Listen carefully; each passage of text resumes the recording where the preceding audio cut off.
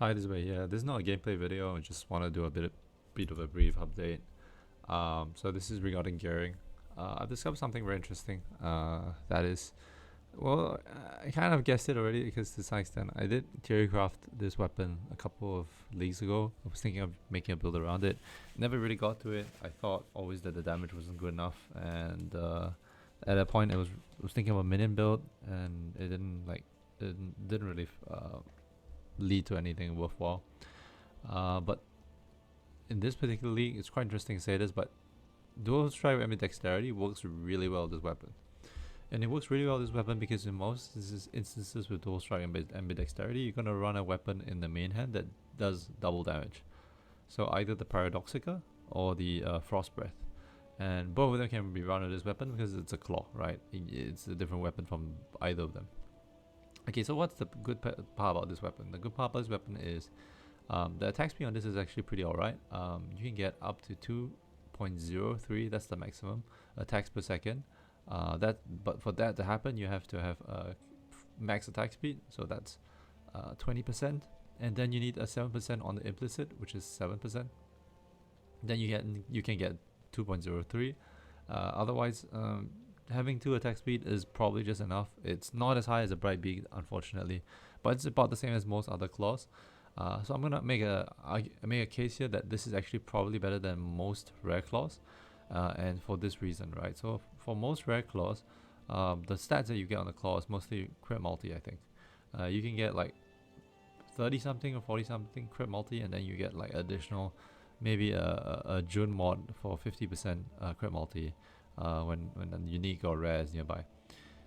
What makes this particular claw I think better is it gives you, so each spectral wolf you summon gives you flat physical, and the amount of flat physical each spectral wolf gives you is the same as a ring, a T1 ring prefix.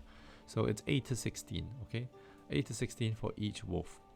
You have a maximum of 10 wolves possible, alright? So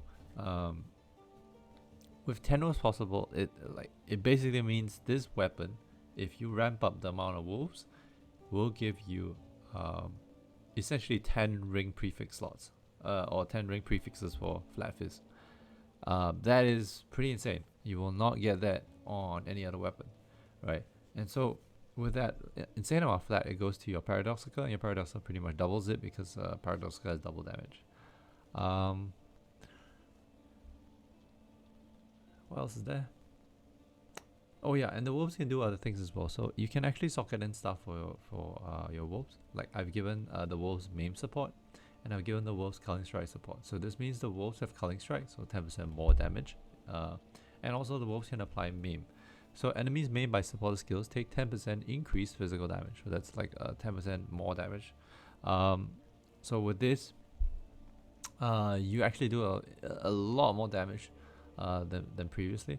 I can show you the POB. Literally just me changing this out, I think bumped my DPS from 19 million to about 25, I think 24, 25. It's like a quarter more DPS. So yeah, really nice. Great thing as well is because you're Gladiator, you have Weapon Master, and instant leech, 20% instant leech is actually pretty substantial, and it's substantial because you don't actually have to invest in any leech nodes and leech masteries to get the 10%.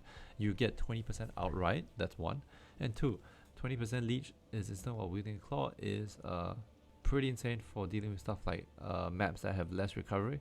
Yeah, so definitely good viable alternative here to a Bright Beak. And it's also relatively cheap. You can get a lot of the wilds, maybe not the corrupted ones, for about less than 20 chaos. A decent one for less than 20 chaos. So yeah, that's one thing. I made a few upgrades, but these are just pretty standard stuff. So I crafted this myself. You can actually craft these pretty easily. And so you alt spam until you get quick and deadly plus a suffix, and then you regal. And if you don't get anything useful, you exalt, and hopefully you land something useful. I got lucky and I landed Feed the Fury. This is a 20 div cluster, so quite happy how I got this. Another upgrade another like change I made that is also an upgrade is this. Megalomanics are really good sources of more quick and deadly nodes. And also because if you're looking at endurance charge generation, you really need enduring composure. So I'm very happy I actually got this one. It cost me 6 divines, but yeah, I wish it wasn't so expensive, but I think it's very hard to find them. So yeah, quick and deadly and enduring composure. If I had a third one that had like something useful like fatal, that would be great. But I didn't. So it is what it is. Other than that, there's not much. Build is currently at, let me check, POB. Build is currently at 32 million DPS, I think.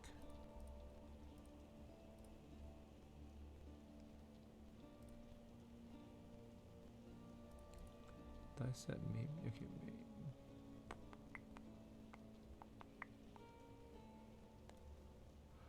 Okay.